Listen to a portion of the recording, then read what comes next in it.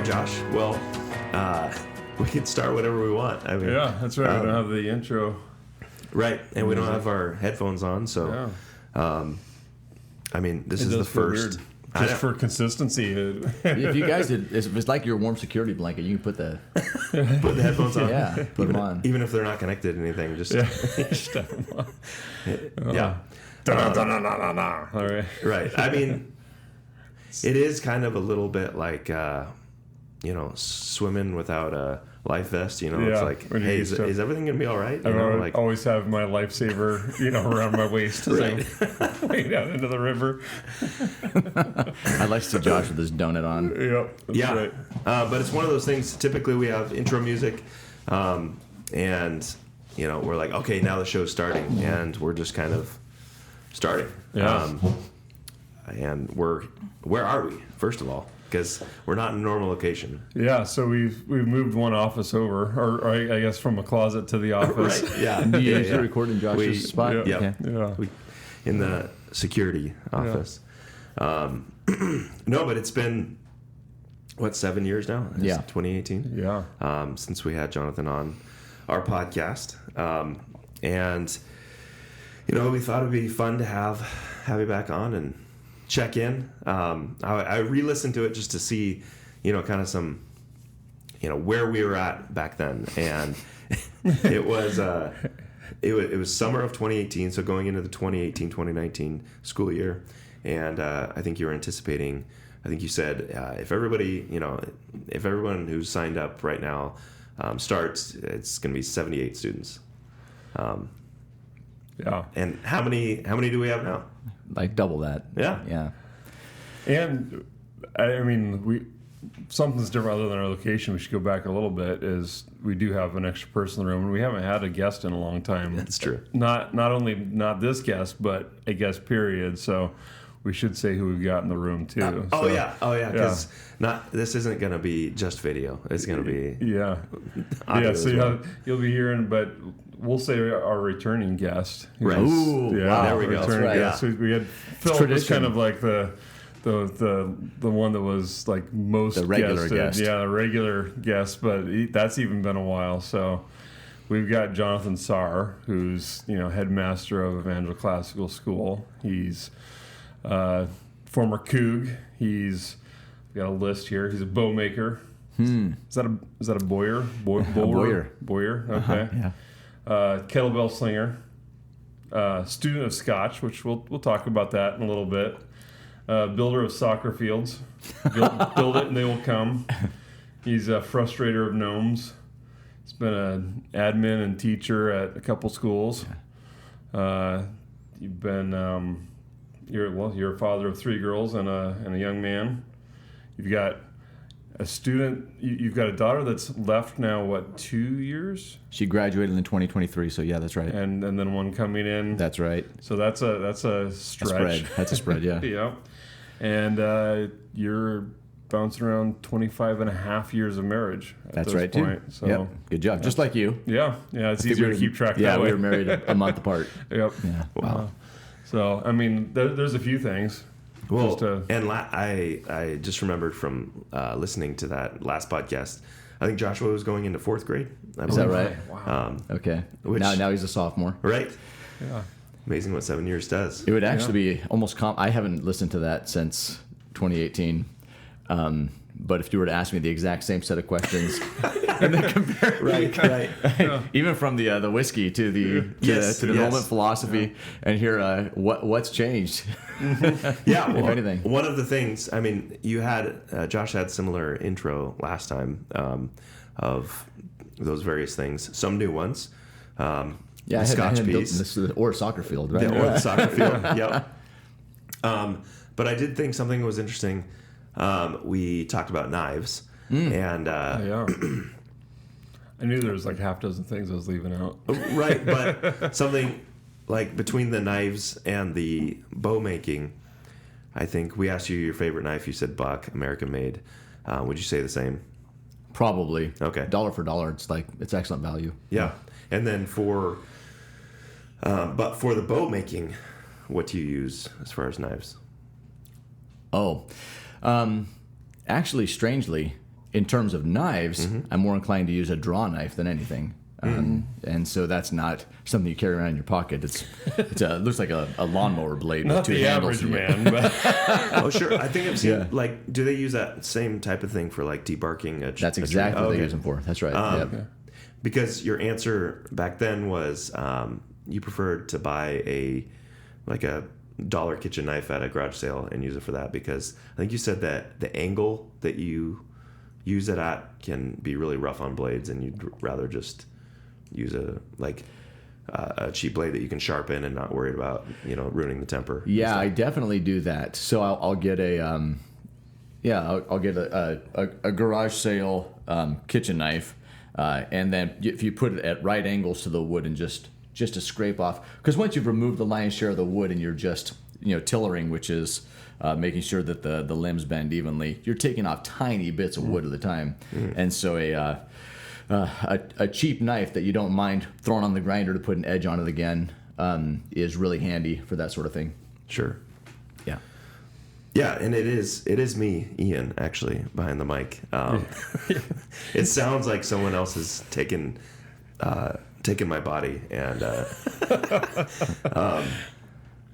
but no, it was just actually today. I mean, just for this show, I decided to don this voice. yeah, eat a spoonful of gravel on your way out the door. Yeah. So we were hoping this lubrication would help, Yep. which is another interesting point from that last interview. I mean, the Woodinville Rye was basically your only context, you said, for whiskey. So what's changed since then? Well, it's really the fault of my oldest brother. I think he deserves the credit or the blame, depending on how you look at it. But I had tasted a few whiskeys before, but never really tried to appreciate them until he and I were hanging out. Actually, we were hanging out a lot, trying to take care of matters related to our sister's estate. So he lives in Colorado, and I live up here, and we would get together in Southern California, where my sister lived, and we were roommates in a hotel room while we were trying to meet with lawyers and such, and we were across the road from Costco, and he said, "Hey, let's go over there and see what they've got out in the wild," as they say. And we found really good price on Oban 14, which is a ridiculously smooth Scotch, and Old Forester 1920, which is a cask strength bourbon. So two very, very different things, and he just couldn't wait to share those with me. And I didn't have a full appreciation for them, but ever since then, I've been a big fan of cask strength bourbons. I like a lot the raw, straight out of the barrel. Liquid American. I would say both barrels, but you know what I mean. Punch in the face that you can then add a tiny bit of water if you want to open it up, or just drink it straight. And then that versus contrasted with the completely understated, smooth, just kind of relaxing experience of tasting the Oban 14. I didn't have to be a whiskey connoisseur to be able to tell these two things are not alike. And I could instantly appreciate. I think I had a few years as well of ruminating on the value benefit of taking dominion and what it looks like to subdue the earth. And even if you look at something like corn, barley, water, let it sit for a while, pour it through a filter, and all of the different expressions related to that. There's some impressive dominion taking that's represented in every sip of whiskey, and even totally different mash bills for those two whiskeys, totally different profiles as a result. So I think there was actually a little bit of theological appreciation for what I was even tasting then, and I've been intrigued by it ever since. Sure. So then I came back here where a bunch of you guys were already like, well, yeah, what took you so long? This is this has been great. You've missed out on a lot, so I had some catch-up work to do, just in terms of appreciating. Yeah, and sure, like maybe, there was some catch-up work to do, but also I feel like you've elevated the game as well. You know, like your contribution to and your appreciation of peated scotches, and like it really does. Like I think even just as a general principle, as one grows in the group, you know, it pushes the rest, and so your even sanctification impacts the rest of the body, and you know, even as we talk about you know, classical education, and you know, talking about not just a transfer of information but enculturation, Right. Like, would you see this as like maybe a grown up down the road possibly application of that type of idea? Well, sure. I think so. I think in just about anything that is to be received with thankfulness, Sure. It's way more fun to do it with somebody who's passionate about it. I mean, Yeah. and of course the number of times you know, you're going to be gathering with a group of guys, and I did it a couple of weeks ago with a McCarthy 6-year, which is it's an American single malt that is heavily peated. It's very intriguing, but I gave the guys a blind taste of it, and then they were guessing that it was, you know, Ardbeg 10 or something. Anywhere not close by here. Right. Yeah, we were not thinking it was Oregon. Yeah. And that's just super fun. Mm-hmm. And then sometimes, I mean, how often is it the case where you have who you're sharing the experience with has a direct relation to its enjoyment level. Oh, sure. So it can be macaroni and cheese and Busch Light with the right group of guys is as good as you know, a steak dinner with in a different context. Mm-hmm. So I know that for my part, like related to your question, I never get tired of, for instance, information night. Mm-hmm. And my wife says the same thing when she hears Sean talk about our mission and vision as a school and what we're trying to do. She's like, I want my kids to go there, and they have been for 13 years. Right. So the things that are good and to be received, if it is worth doing, it is worth keeping sharp on why you're doing it. Whether it is sipping whiskey or enjoying a good steak or our particular model of education. And, you know, the smart alecky junior hire who asks, why do we need to learn this stuff, is actually asking a really good question. And if you can't answer that question, then you probably shouldn't be doing it or shouldn't be teaching it. Because otherwise, I mean, there's way too many important and good things out there to be doing that you can actually defend pretty easily to waste your time doing things you have no defense for. Right. So I don't know if that answers the question at all, but I mean, I don't think it's a reach to liken, you know, growth and appreciation in one thing to even comparing my answers from 2018 to 2025. Although, like I said, I don't remember what I said back then. Right.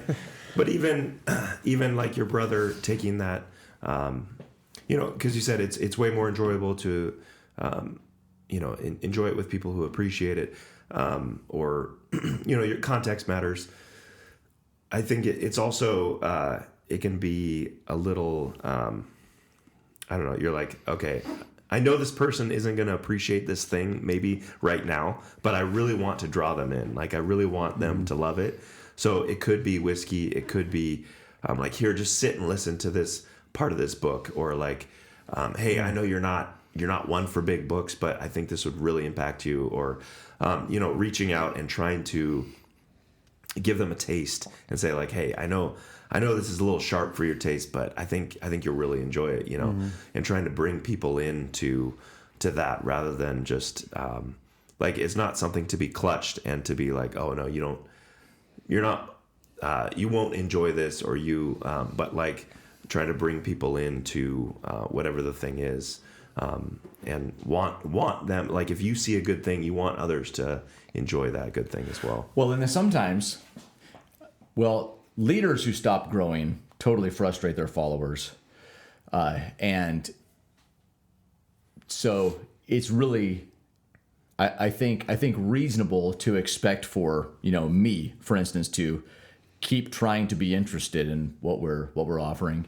But when I do think about, say, information night again, I really wish that all of our current families could make it every single time, because sometimes we just need the encouragement that comes with reminding.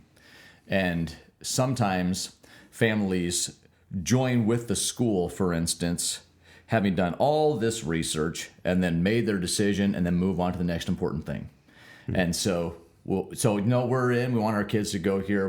We'll keep going. We'll keep doing the work and all the rest. And then in the rigors of the mundane and the tyranny of the day-to-day, you will lose sight of what's the long view again? What is this big picture thing that we're trying to do? And it's just easy to lose sight of that. So I think that there is kind of a brutality that associated with that kind of conscious effort to keep sharp and to grow. It's hard because it is that the things that are confronting you right here, right now, are really important and need to be done. So how do you keep those things fresh? And then, if you can, that does better equip you to be able to translate that information to other people. I do think of Sean, for instance, who has been willing to speak at our information night every year since we've had them, and works hard to consider afresh what we're doing, and then attacks it from a different angle. And I think he would say that he does that for his own benefit, to keep motivated, because it's hard. And there's other important things that he could be doing, but also for the benefit of other people too. But yeah, sometimes, and I do believe that sometimes if you can just get them to read that book, I know you're going to love this. I mean, how many times have you gone to Men, our men's group that meets here on one Monday a month, and been like, I have so much going on. Do I really have time to do this? Yes, I'm going to do this. And you go and you're like, thank you, Lord. You know what I needed. Mm-hmm. So if you can just get them to take a taste. Yeah. It's like, I remember that. Or, why didn't somebody tell me about this earlier? Right. So what is it that, makes that family that would come to ECS, whether it be the information night or that is the kind of family we want to come to ECS, and then also what keeps them, that family that, how am I trying to say this, that actually wants to continue on in that growth? Well, there's actually a lot that comes into an answer to that question, and for everybody it is a little bit different. Oh, I'm sorry. And one of the things that's really fun is when somebody joins with us and it feels like they found their people. Yeah. Where and once in a while we'll have it where you hear them talk about their ambitions for their children, and it sounds like they've been contributing to our website. They're stating what we're shooting for as well as we are, or better. And so there's that. So sometimes it's just a matter of the right people finding their people, and then we lock arms and go. I think in terms of sticking with it, you have to be mindful of and then committed to what you want for your children 10, 20, even 30 years from now, or what you are wanting for your grandchildren, because what you want for your grandchildren is going to come via what you give to your children. And the shaping of your children is going to directly affect what kind of people they produce, your grandchildren turn out to be. So if you can, and it takes work, but if you can remind yourself of that from time to time and keep that before yourself, then you're not going to be allured to take an easier route. Yeah. To maybe go to a school that has more electives or has a more robust sports offering or that doesn't have as much homework or, God forbid, has a worldview that is antithetical to ours, that is actually actively trying to undermine everything we're trying to establish.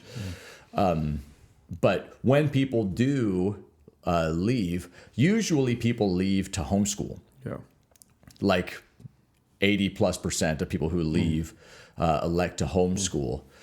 And there's a part of that is good. If you can homeschool well, you should probably do that. The problem is precious few people can actually homeschool well. Yeah. And there are very few people who are capable of duplicating around their kitchen table what we're able to produce here. I think that sounds prideful, but I also You have think, to believe that if you're going to. yeah, I think it's true. Yeah. And we're actually working really hard to make that a reality on the regular. But there's any number of reasons why a family would leave. But I do think that it is usually at least partially explained by not thinking in the moment, what is our long-term aim here, and how are we going to affect that homeschooling, day schooling elsewhere, or whatever. And hopefully if they do keep that before themselves, they'll see how we can be a help to effect that. And if we can, then they shouldn't do it. Mm-hmm. I don't know if that answers your question. Yeah. Well, I mean, what I think a big part, the thing that drew me in when my oldest was coming here was the culture, big time, because I came in as like, well, I'm not excited about this, but I'm not excited about homeschooling, and public school wasn't, an option by any means, and because the cost is too high to public school. That's usually some people don't say, because but they're using the word cost differently from you or me. Yeah. Right. So we came in looking at it, and I had a lot of preconceived ideas, and we spent a little bit more than half a day here, and only because you didn't have more time to stick around because you wanted to. Totally. I mean, it was super like fun. Wow, this is not what I expected. This isn't just a dry academics only environment. It was a culture that I was like, we need to be part of this. So how would you describe that culture, and how do you develop a culture like that? Oh my goodness, that's a huge question. Yeah, it's not really a fair question. Well, it is. The fancy Greek word paideia refers to the transfer of culture. It is shaping citizens, free citizens who are actually able to contribute to culture and who are able to operate well in the world. Can do more than add 2 and 2. They can do more than read.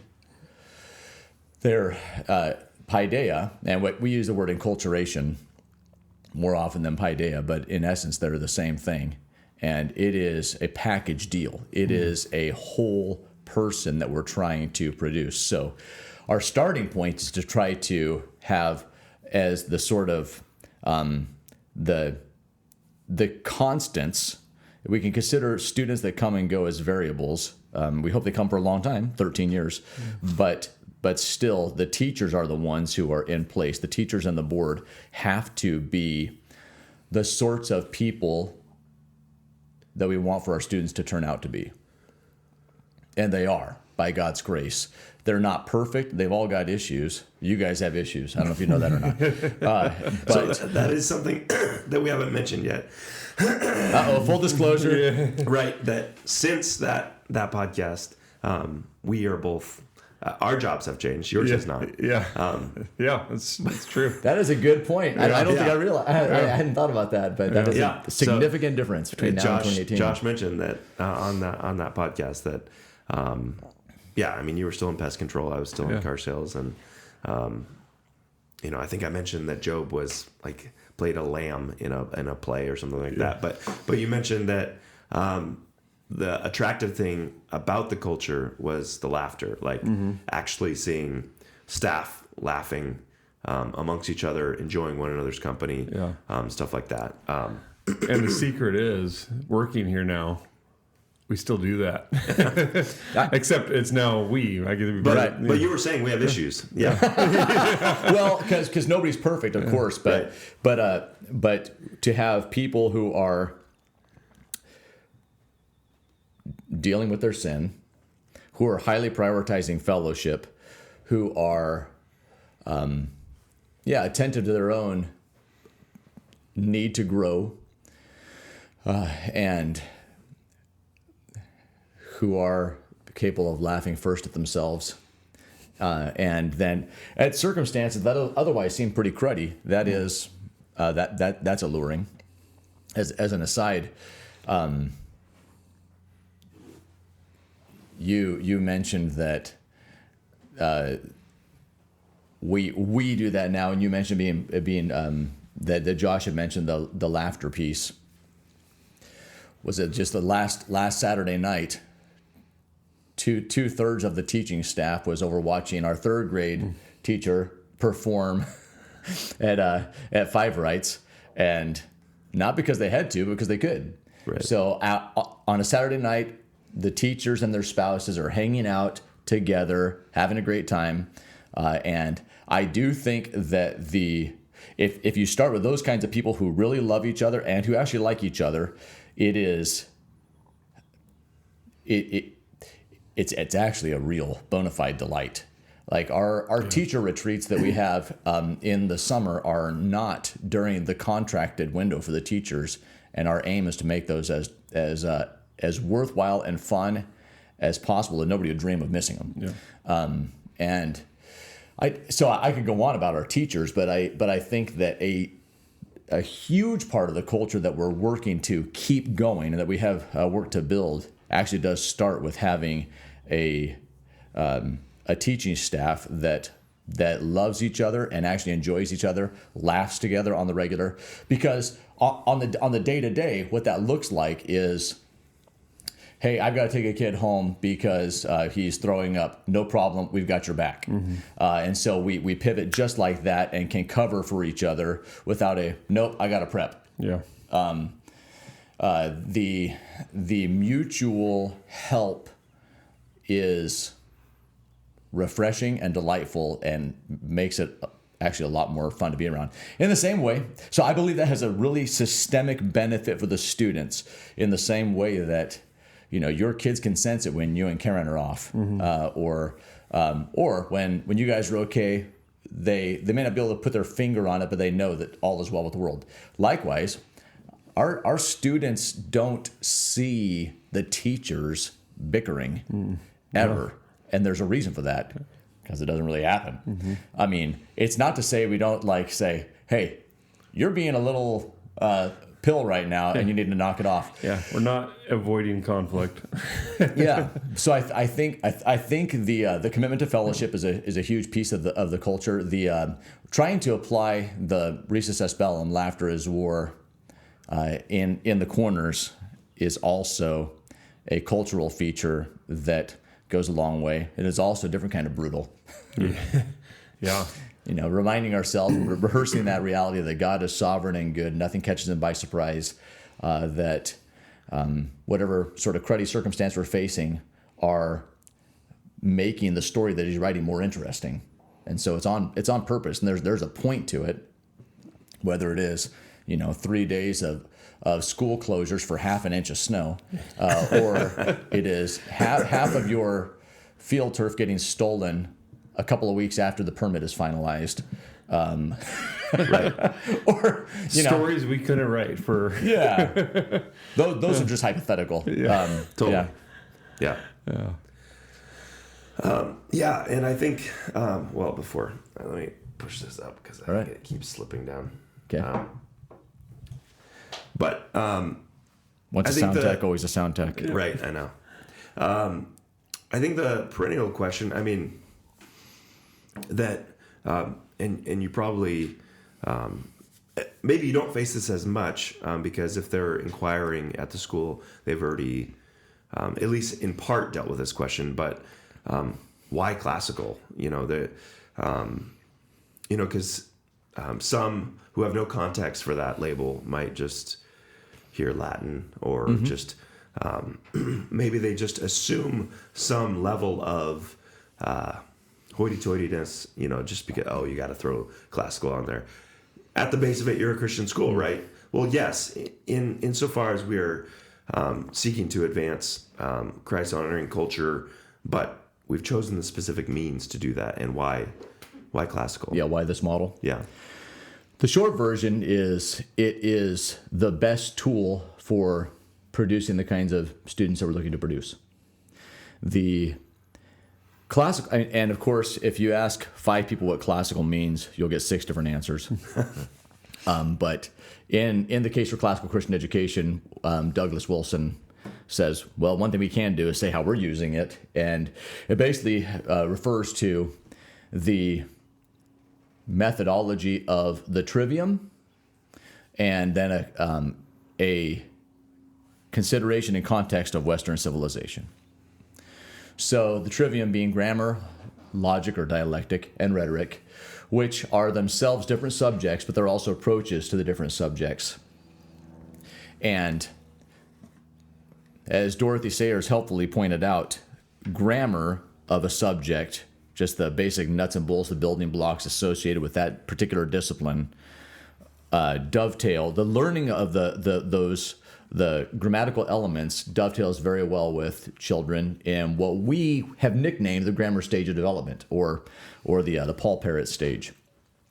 So that would be roughly grades 3, 4, 5. Before that, we really work hard to get them ramped up for that in the what some call the pre-poly stage, so K1, 2.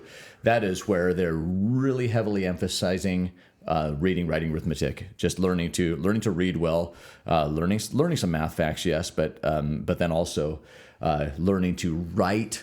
We start with cursive first, learning to write quickly and beautifully, so that when they get to the bona fide grammar stage in about grade 3, they're really well equipped to just absorb. So, and I can go on about what it looks like for logic and rhetoric, but as an example, that just works really well for the big project of commending the works of the Lord to another generation with the tools of classical education, weaponized laughter, and sacrificial labors, so that they will carry and advance Christ-honoring culture. That is our mission. And if we want to produce students, by God's grace, who will have something to say and then the means to say it when engaging the culture, when shaping the culture, we believe the classical model best equips them to do that. Culture is important. So local culture at the school, culture in the home, culture in the church, it needs to be complementary. And then also when it comes to our educational model, we utilize the classical model because it is, we think, the best tool for what we're trying to accomplish. So, and it's worth saying, you got 3 kids in the school, you've got 5 kids in the school, I've got 2 kids in the school, 1 graduate and 1 entering next year. So we've got skin in the game, and if we thought there was a better model for our humans, well, then we'd be using that. So we think this is the best model for what we're trying to do. Right. So you mentioned that it's not only utilizing kind of the strengths of each child at the age that they're at. So grammar, memorization, lots of chants, lots of things that just get the info in. And then, with logic, helping them work out some of those reasoning when they're pushing back, when they're wanting answers, why, giving some of those answers. And then rhetoric, like more like giving a defense for what why they believe what they believe. But then also, how would you say, just their, just the, I guess the enculturation piece and the, so there's the utilizing the method, I guess, for each age, but then also for like the integration of like there's not sometimes there's a Bible class, but on the whole, it's more like we don't have a specific Bible course. So how would you say that integration works with Christianity, the Bible, into the curriculum and into all that? So, and I'll qualify what you just said there. We don't have a Bible course for secondary. Mm-hmm. Because for grammar, yeah, we do. It's a subject. We use Veritas Press. But I know what you're asking though. And in her book Classical Me, Classical Thee, Rebecca Merkel helpfully pointed out that if we give our students a bona fide classical education and they have the tools of Latin and logic and rhetoric and the rest, but without a Christian worldview, we've effectively created really skilled enemies, or I think she says monsters. And so the Christian piece is by far more important than the classical piece. The classical piece provides us a structure, a framework for that transfer of culture that has to be robustly, thoroughly, all the way down to the marrow of our bones, Christian. And so that does mean that the Bible is naturally integrated into all of the subjects because the subjects are taught from a Christian framework and starting point. And we do it explicitly, but we'll teach the Bible. We will read between the primary and secondary readings. If a student did all of them for grades 7 to 12, he reads the Bible. But some books of the Bible are part of our omnibus curriculum primary readings. The very first thing Omnibus 1 reads is Genesis. So seems fitting. That's the beginning. And yes, that is true. But I think I've seen a number of contexts where the Bible was shoehorned into the curriculum, where you have a calculus lesson on integrals, but then you shoehorn in some Bible verse to make it seem Christian. You can do that, and I think the students will detect that basically the Bible's an add-on at that point. Or you can have a teacher who cannot not teach it Christianly teaching it, and the integration is going to be more natural. It is easier for our secondary classes to integrate the Bible in. So Omnibus is it's our big worldview class for grades 7 to 12, and it is an integrated class of literature, history, and Bible. You get to teach Omnibus. Yep. And when you are talking about, A Tale of Two Cities and the French Revolution, you're talking about the American Revolution and the notion of, was that a biblical was the rebellion on the part of the colonists legitimate? Was King George guilty of actually? Was he disqualified as a ruler because of his violation of the charter by allowing Parliament to be taxing the colonists without representation? So you get to have those conversations, but what informs that? What the Bible says about rebellion and submission to authority. So we got to look at that too. Or as you read the foundational American documents and you're impressed with how the Constitution has a very biblical aroma to it. We can teach that explicitly and in a way that the public schools cannot. They've got to either pretend that's not a reality, or they got to try to explain it away some other way by being dismissive about the religion of our founding fathers. And in spite of that, they did some really good things. We would say because of that, they did some really good things. So having a Bible class as an add-on may make you a Christian school in name, but that's about as far as it goes. And I think the students can detect that when the Bible is an add-on versus where, so Wilson says that classical and Christian academies teach the subjects as an integrated whole with the scriptures at the center.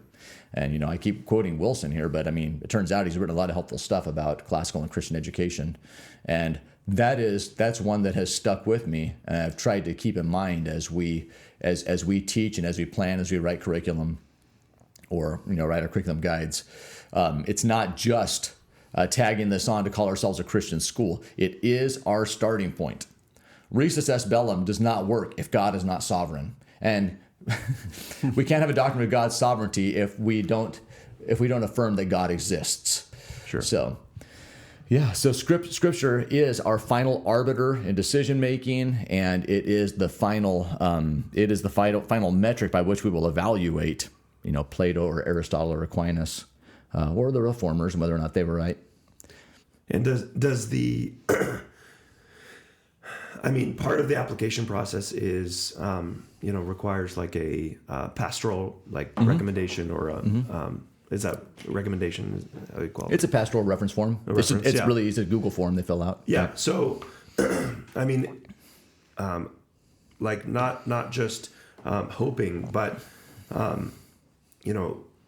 at the outset requiring that these be churched families. Right. Does that play into we're counting on you to be in the Word and going to church and being in fellowship with your people? Does that play into that whole integrated approach? Sure. Yeah. Well, remember when I talked about why we use the classical model? Because we are trying to keep the long view before us, and so Christian education is teleological, right? We need to be thinking about the end product and what's down the road and what we're aiming for.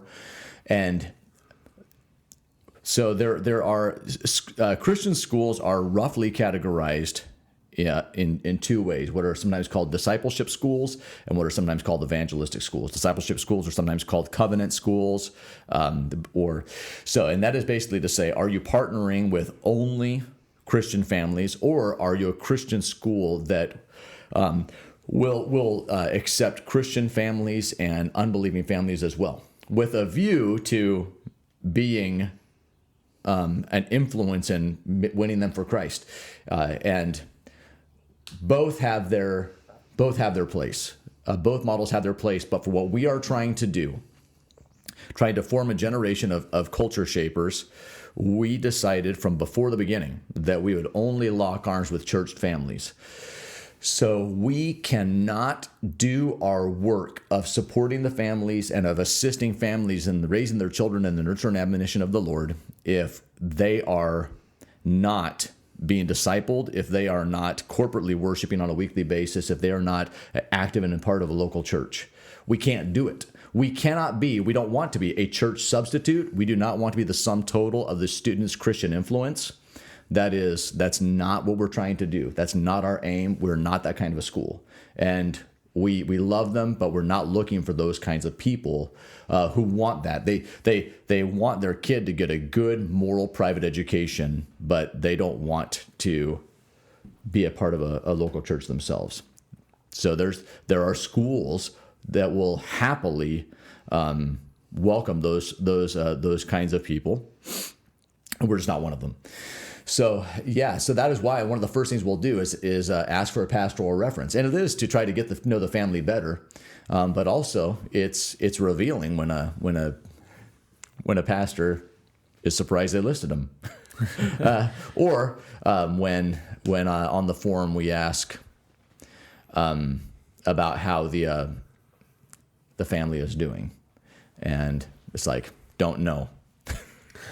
Well, right.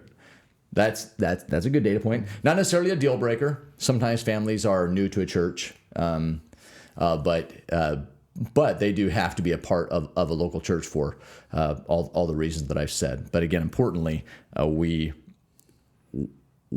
have chosen to lock arms with church families and to operate as an extension of the home and the church. And if we can't support, so it is why we won't take families from just any church, because if we cannot support the work of their church, we're not going to undertake to undermine their church. If we're teaching the Trinity and their church does not, then the position that we'll take is, this is a hill we will die on. We are not going to cave on this, and we cannot support. I mean, that's heresy if their church is not teaching that. Well, yeah. At the beginning of every day in Matins, what do we say? Say the Apostles' Creed. Right. Yeah. And says a lot of those core things that we're unwilling to. Yeah, if you object to any part of the Apostles' Creed, you're going to object to Evangel Classical School. Yeah. Right. Does you've had experience in all different settings in school?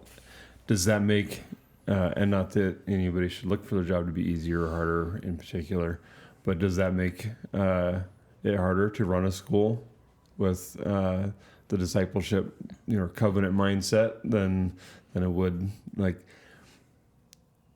There's different problems. No, but I think it makes it easier. I think it makes it refreshingly easier because we will, and we, hopefully it goes without saying by now, but if we care about culture, we love our families, and we really do. We love our families. We said yes to them. They joined with us for a reason, but also, we're not for everybody, and that's okay. Yeah. That is absolutely okay. And if a family has a hard time with this or this or this that we're doing, there's a good chance that there's a blind spot that we have, that we're missing something. But if not, it's okay. There are other options out there. Yeah. And so we are not looking to get rid of anybody. But we're also not looking to keep anybody who doesn't want to be here or do what we're choosing to do. And that is a feature of our particular approach. Whereas if you have a more, we already appeal to a tiny slice of the evangelical pie, like it's small. Christian schools in general appeal to a small slice of the evangelical pie. We're even more narrow than that, than most other schools. But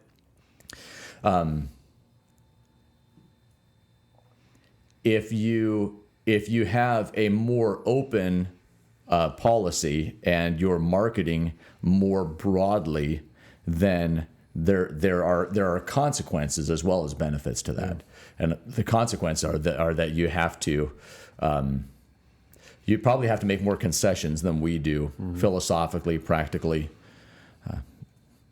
It is, I have to say, from the teaching end of it, it is a blessing to know that I'm a hand of the parents.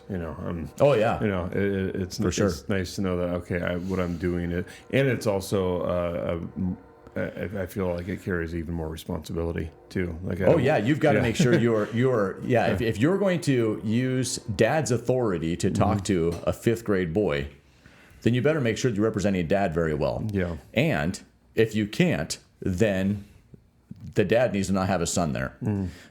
So I will speak in pretty unguarded terms with families who are inquiring with the school and say, this is a big decision, and you want to make sure that that the school that you're choosing to lock arms with, you're asking for our help when it comes to raising Junior over there. And there's a very real sense in which you are responsible before God for everything that I say to your kid during the day.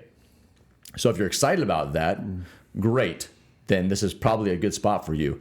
If not, then we probably need to have some more conversation, or you want to keep looking.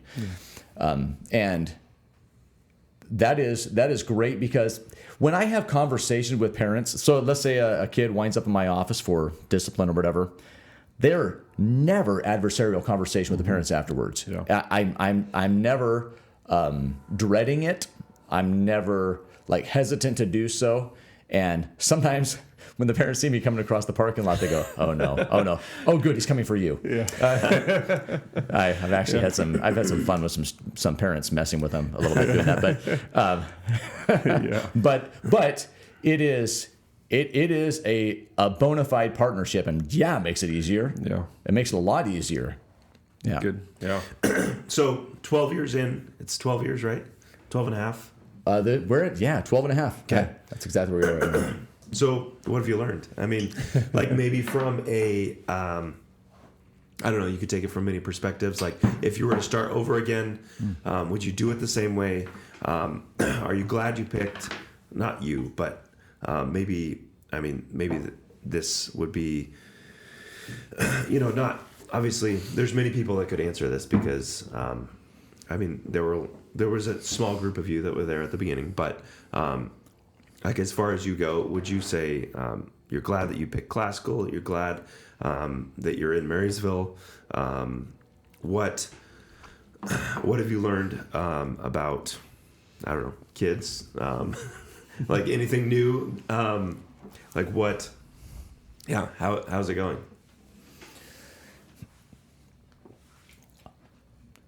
I think it's going really well, and there are definitely some things I would do differently, but the biggest ones I would do again. I think the classical model is really compelling. It is excellent. I think about most of the decisions we made in that summer of 2012, ramping up for the fall. It really was winter of 2011 going into 2012 as well. So that season ahead of year one, a lot of it was hypothetical and compelling, and now it's compelling based on experience, at least a decade later. And I don't know that there is much that I would change, and I really don't know that there's anything principially or philosophically that I would change. I think there are some things that, like practically, we would do different, but they're like how you grow a school from nothing to something. Like, is that what you're saying practically? I'm talking about, meeting days, tuition rates. Oh, sure.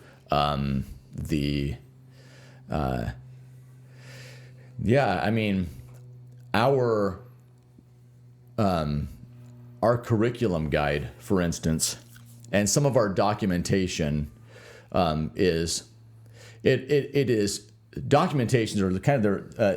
are kind of living for institutions as they continue to grow.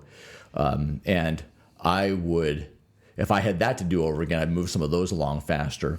But in terms of the day-to-day experience for the family or the student, stuff that they would see or be able to sniff or detect, I definitely don't have significant regrets. So this is a hard question. I mean, I'm not trying to hem and haw to play it safe. I'm trying to think, and I don't spend time thinking about, man, did we ever blow it on this front? I think God was really, really kind. Now, there are so many things about the start of the school that we just can't take credit for, that were just totally the grace of God. And sometimes I'll get phone calls from people who are, hey, we're looking to start in a classical and Christian school. Do you have any hot tips? And what I tell them is make sure that you have a core of people who are committed to your mission and vision out of the gate, who are willing to stick with you when the first time you do something really stupid. I mean, and we did some stupid things. We did some totally stupid things. And looking back, actually, even in the moment, they were hilarious. Like, well, I mean, when you take on a motto like Reese's says Bellum, they have to. You're almost inviting it. But so in the fall of 2012, we had 12 students, and then we had about 2 weeks in, we had one more family join with us, the hall. So we had 14 for the rest of the first year, and Bible and history were K to 6 all together. And science and art and music. And then our secondary students, that was just 3 students. In a basement. Mm-hmm. Sometimes the secondary students were upstairs, but so the secondary students accompanied the grammar students for choir, things like that. We did.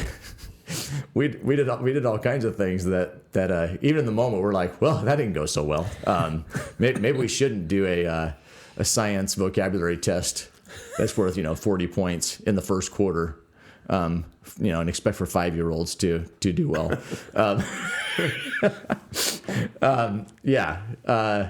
But part of the reason we're able to weather those things is because all the families knew what they were getting into. Like we were committed to the long view from the beginning, and we also knew that there would be some pretty hilarious gaffes along the way, which nobody died. It didn't kill any of the students, and even the students who were on the victim end of that initially would tell you. I mean, they look back on those days with more fondness than they do. Oh yeah, I really didn't like that. They would say, wasn't recess soccer on the gravel driveway out in Granite Falls, like, wasn't that so fun? And the moms are going, do you know how many pairs of pants you went through that year? And Band-Aids? We kept a stockpile of them. Yeah. So here's another feature of it. Of the first wave of teachers, the first year, over half of them had experience as classroom teachers already. So you had people who had gone to college to be teachers, or who had teaching experience in other day schools. Almost all of them did, just among the families who started. So I mentioned the teachers, but I actually, by teachers, I mean like the first wave of parents, because almost all of the first wave of students had parents who were teaching in the school. So the group that God had called together at the start happened to be largely educators already, and people who were committed to a mission and vision. So that is, did we plan that? We did not. Did we try to manufacture that? We did not. Was that just something that happened to be a coincidence? Well, I'm a Calvinist, so I can't say that. I would say that was a kindness from the Lord to make it that way. But you can have awesome people committed to your mission and vision. If they don't have any idea how to actually teach something, then you've got no core group of people to try and bring in other teachers and teach them. So you just got a lot of work to do out of the gate.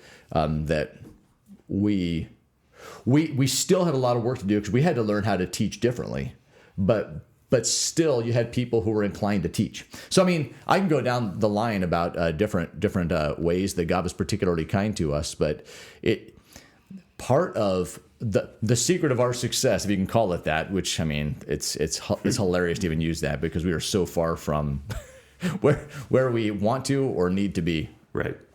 But it is largely owing to the kindness from the Lord more than it is to anything that we did on purpose. So if you had to make an elevator pitch to a homeschool family, making the assumption, if I can talk, I don't know if I have any voice left, but the assumption that you're not just saying in arrogance that we're better than you, but making a value pitch saying like, actually for your family and for your child, here's distinct advantages. Not saying that this is the right decision for you. Obviously, they have to make that decision. But like, what would be your elevator pitch? Well, I think a way to answer that question is to speak on behalf of the Sarr family.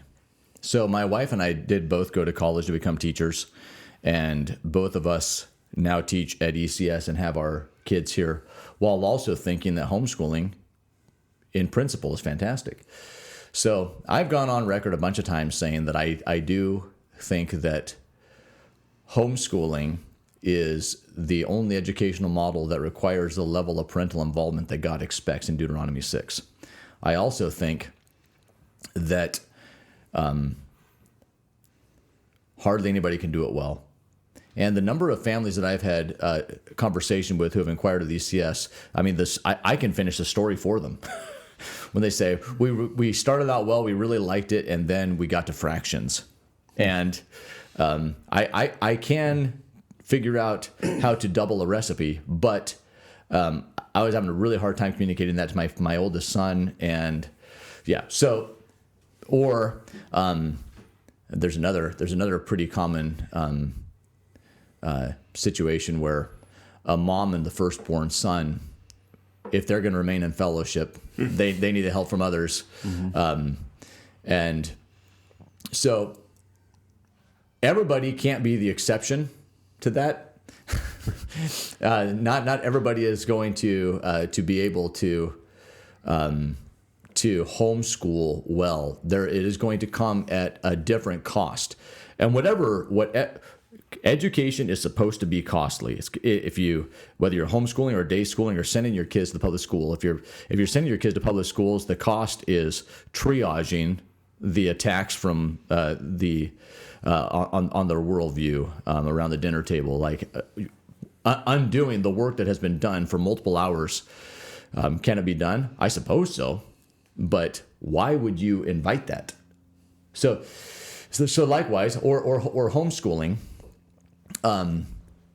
it is going to be costly of your time and energy, and it is really, really, really hard to have multiple age levels that you're schooling well. Sending a kid here also, this is not about making your life easier.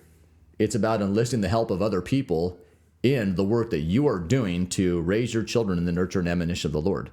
And when I talked a little while ago about culture and it's starting with surrounding ourselves with the right kinds of people in the first place, part of the reason why Sonia and I have our kids here is because we do want people like you.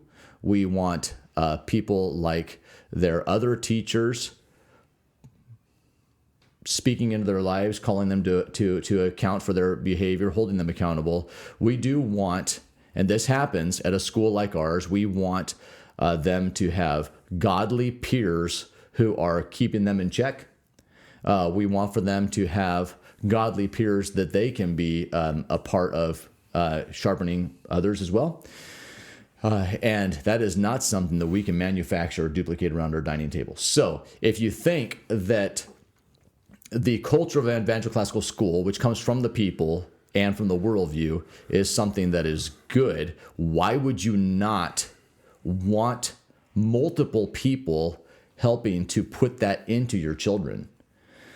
Are you ultimately responsible before God for your children? Absolutely. But if you can have one person discipling your kid versus 5 people who you agree with, who you can vouch for them, and you think whatever she says to you is probably worth listening to. That's not my words, but when you did wind up in Mr. Sarr's office, how did that go? Okay, he said, what? Let's talk to Mr. Sarr, which actually, hopefully that wouldn't happen for a couple of reasons because I'd already talked to the dad. But still, if you know that what your children's teachers and administrators are saying to your children is the same sort of thing that you would want to say, then you are in effect multiplying your efforts, and that is a really good reason to send your kids to ECS or another Christian school where they are other people who are giving their lives to trying to do what you're trying to do on behalf of your children. That's just difficult to duplicate around the kitchen table. Discipleship, right? I mean, yeah. It is discipleship. I try not to use the word discipleship too much because I don't want to give the false impression that we're having these one-on-one coffee dates and pouring out our hearts and giving soul reports to every student. But it is absolutely discipleship on maybe not the ground level, but just about 10 feet off the ground. Mm-hmm. So classroom level, there is, Mrs. Hall has a pretty good idea how the 15 kindergartners that she has are doing spiritually. Mm-hmm. And they're kindergartners. Miss Xavier, likewise, for the first graders, Mrs. Hathaway for the second graders, and so on. And that is their responsibility, and those are their charges. And when little Johnny doesn't seem to be doing so well, then it should be a natural conversation for Mrs. Hathaway to talk to Johnny's parents and say, hey, I couldn't help noticing that he was a little off today or a little sensitive about this. There's something going on. Oh, yeah, his puppy just died. Okay, and then, of course, that gets more sophisticated and complex when they're juniors and seniors. But yes, it is, but it is discipleship. Yes. If it's 3rd or 4th grade, that's probably the first thing out of their mouth is my puppy died. Our printer wasn't working this morning. Can we please pray? Right. I had to bring the printers into this. Magenta. Okay, now we're bringing inside jokes. Yeah. We have printer issues at ECS on principle. Right. just to keep ourselves humble. That's Exactly. right. Yeah. Yeah. Did you have any parting shots? Well, I was gonna say, what do you see as the future for ECS? I mean, you couldn't have said where we're at now from last time we were 7 years ago. Yeah. But what are you seeing as what ECS can be 10 years down the road or 50 years down the road? I really should have a more sophisticated answer for you than I do, but kind of consistent with what I was talking about earlier. I totally fall victim as well to the tyranny of the immediate, and I believe in what we're doing. Like, really, I would do it for free. I believe so deeply in the culture shaping work that looks like just the mundane day in and day out, drilling of math facts, singing of psalms and hymns at matins, preferring one another ahead of ourselves on the playground at recess, that I would keep going. And I don't believe that ECS has significant existential threats right now. I think that God wants us open, and yet we've totally got problems. We've got just logistical things to work on. We've got chinks in the armor, weak spots, and the grace of God to Evangel Classical School has been so profound that it makes me think that He really wants us to keep working, and that we definitely need to keep getting better if we're going to do that. What that means for us 10 or 20 years from now, I'm less concerned than I am what it looks like for the fall of this year. And so most immediately, we need to, without relaxing our enrollment standards at all, while also continuing to refine what we are doing and who we're trying to draw and why, we need to bring to our ranks the right families. And then, so in terms of vision, I really hope that as we do have those right families from a whole bunch of different churches joining with us, that the work that we're doing would reap dividends in those other local churches, and that their pastors would not just be blessed, but that their churches would be influenced as our mission and vision and our work is kind of exported. Mm-hmm. So what a piece of my vision for ECS is that we would be a means of significant blessing to the churches of Snohomish County. And right now it means that OUGH is off, ow. and R is the pirate phonogram. And that we keep drilling with geeky little images and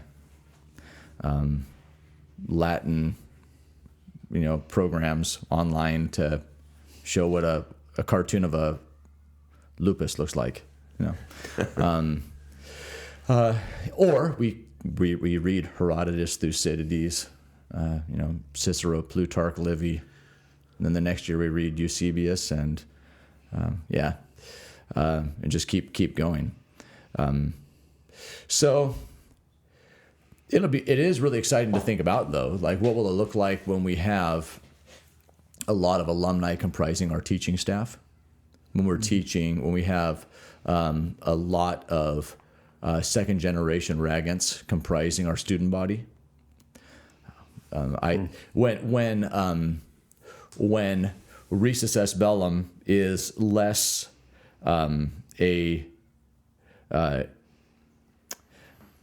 I guess a conviction of the first generation, it is more of a conviction of two generations than three. Yeah.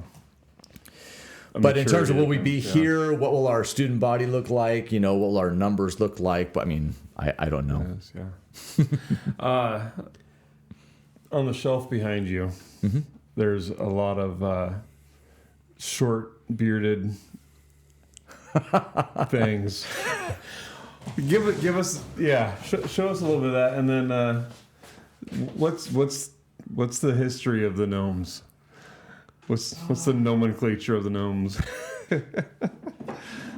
Well, I mean, it has The to be said, nomenclature. Yes. I have not bought or brought in any of these. These have all, and there's more where that came Yeah, from. a lot more. So, our mascot, the Raggant, comes from N.D. Wilson's 100 Cupboard series, and it's a pot-bellied winged rhinoceros that is, he's very self-serious, which is also part of the hilarity of it. So, having the Raggant as our mascot reminds us not to take ourselves too seriously, because he is a pot-bellied winged rhinoceros that's 18 inches tall and very stoic, very serious. But he also is tireless when he goes about his mission. And so the Raggant's purpose is to go find somebody. And when he's given that commission, he does not flag from it until he's dead. And then when he finds them, he stays with them. We like that kind of determination. We like that kind of stick-to-itiveness and faithfulness, even in the midst of adversity. But probably the thing that pushed it over the edge was, or maybe it was the beginning, was in the second book of the series, Dandelion Fire, there's a little vignette that is, I think it's in chapter 14, that is told from the perspective of the Raggant. And the narrator does say that the Raggant had one sense through which he perceived the world. The same way as you and I have multiple senses, he had one into which everything was integrated. And when I read that, I thought, that's a good picture of the kind of education that we want for our children to have. We want for them to look at that bottle and appreciate the aesthetics and the science behind it. Not to mention the complexity of the mash bill that made for that rye. And then what happened to get it from the fields of central Washington to this table right here, or the cherry table that it rests on right there. So who knew that was there until some guy sliced it and polished it? Wow, look at that. Yeah. So that's a lesson in Bible, Yeah. right? Yeah. So in the 100 Cupboard series, the main character's name is Henry York, and he discovers 100 cupboards. They're portals to other worlds, and they're on the other side of his bedroom wall. And through one of the portals, he receives hate mail from these. They're actually fairies, and they don't appreciate the kind of sounds that he makes in the middle of the night when he's having nightmares. So they call him Whimpering Child, or WC for short. And they're also very self-serious and comical. Early in the existence of the school, I began receiving very similar letters, not from fairies, but from gnomes, who had dubbed me UH, which is not, Whimpering Child, but it was Unruly Headmaster. And the gnomes have tried to gain a foothold in my life ever since, and they have. I have got years worth of letters that I've retained from the gnomes, mostly in the form of hate mail to the students of Evangel Classical School, who are like tainting their existence by their merry presence. So I do think that that whoever has been writing, and as God is my witness, I don't know who it is. I don't know who writes these. It could actually be, for all I really know, gnomes living in the walls of Evangel Classical School, or unseen parts. Or it could be students who think it's really funny. But I think that it got its inspiration from the same source that our mascot came from. Right on. Well, and it is fun for the students that occasionally get this hate mail, oftentimes around their birthdays. It is to them a letter of commendation. Oh, that's right. Yeah. If you get one, it means that they're threatened by you. Yeah. It's kind of like, the devil. Yep. Well, and then students will sometimes come to me, "Hey, Mr. Sarr, I didn't get a letter from the gnomes for my birthday." I'm like, "What are you telling me for? I don't write the things. I mean, I'm just a messenger. I pass them along sometimes, but take it up with the gnomes." Yeah. Say it loudly in the halls, Yeah. Right. That's right. The walls might hear you. Yeah. Yeah. Well, I think that gives a good, I guess, update. 7-year update. Yeah. So and you guys have asked some great questions, and we did like zero prep for this, and I appreciate that. But I mean, I think it'd be fitting if I don't know what kind of time constraints we have, but I would love to hear why you guys choose to keep your kids here. Yeah. I mean, or why you came in the first place. Right. Yeah. I mean, I guess there's a part of it that you're going in, expecting one thing, or you're expecting something and you're hoping that's true, or, you have initial expectations or impressions, by visiting or whatever. And then, and we had, obviously, my wife and I, were pupils under you, and, so we had some contacts. You weren't just, someplace we found in a phone book, but I would say we continue to benefit from the, I would say, discipleship, and, there's an extreme level of, I do see it as a delegation of my responsibility. And so there's a lot of responsibility in doling out that delegation, and, our family continues to reap benefits from that. And so, yeah, I would say that our family has been blessed by it. And, there's, like you say, we got problems too, there's, both in our family and the school has problems. So but that's the nature of, living life with one another. So figuring that out, and, I feel like I can go up to any teacher. Now being a teacher, it's fellow staff member, but even putting on the parent hat, I can go up to any teacher and say, "Hey, I heard this. What's the other side of it?" Yeah. So there's proverbs about that. Right. Yeah. Like on the wall behind us. Kind of like that. Yeah, I would say I guess the continual blessing that we've had through that, and we feel very aligned with what the church, with what the school is doing, and of course with going to CEC, there's lots of crossover in terms of staff and stuff like that. But I think that just strengthens it more than anything, in terms of. You're not getting away with anything, because the same people you see during the week are the same people you see on Sunday. Yeah. Yeah, it's, like you said, there are problems, on our end, and problems on the school end. But those are the problems that I want to have. The problems that we can also work on, we're working on together. It has benefited our family greatly in the worldview, in how we approach life, in the fun times and the not so fun times. The teachers that know my students or teachers know their students that are my children. You know, when we look at a report card and we go, yeah, they know them. Yeah, we see what's up here. Like writing the comments on the we're seeing the same things and we're working on the same things.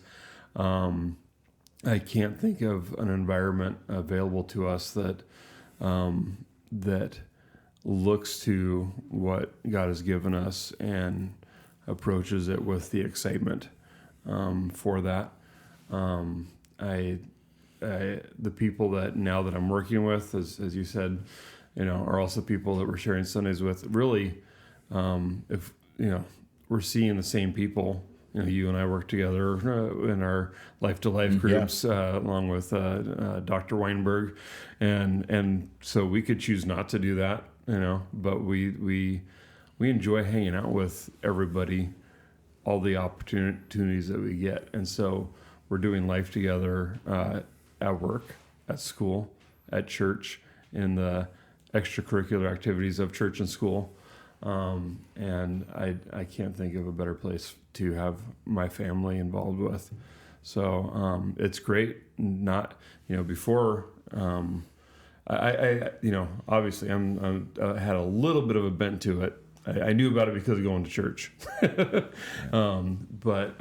it wasn't something I was initially. I didn't have to be concerned with it at first because I didn't have a kid old enough to go to school. But I wasn't excited about it initially either. I was like, well, we'll see how this plays out. Yeah. And I'm on board with it now enough to, come and work here and also have my kids here. And I'm excited to, be bringing them all three with me, heading into work in the mornings and work alongside everybody and having the interactions with the teachers that we get to have. And I think that all those things will benefit you whether you are working here with your kids here or not. The parents that are, because I got to experience that with my oldest, having him here before I started. So it's going to benefit your family one way or the other, and that's why we're still here. Yeah, I appreciate that. Yeah. Thanks for lobbing me the softballs. I mean, I love talking about the school, believing this stuff, and so you guys made it easy. Yeah, well, I mean, we both enjoy what we do for work, and some days it doesn't feel like work. Yeah. A lot of days it doesn't. Yeah. It's just enjoyable. I mean, there's work to be done, but when you enjoy the people you work alongside and the students, students that actually want to show up and work, that's encouraging, versus, people rolling their eyes the second you get in the classroom. Yeah. It is a blessing to have the students that we do have and the parents. I love working with the parents in the good and the bad. It is living life together in a lot of ways. So it couldn't be a better place. Yeah. Well, thanks for joining us. Hey, and thanks for having me. Yeah. I mean, hopefully before the next 7 years. Yeah. Hopefully you hit record, right? Right. Oh, yeah. Yeah, I'll do that now. All right. All right. Right on. Thanks. Yep.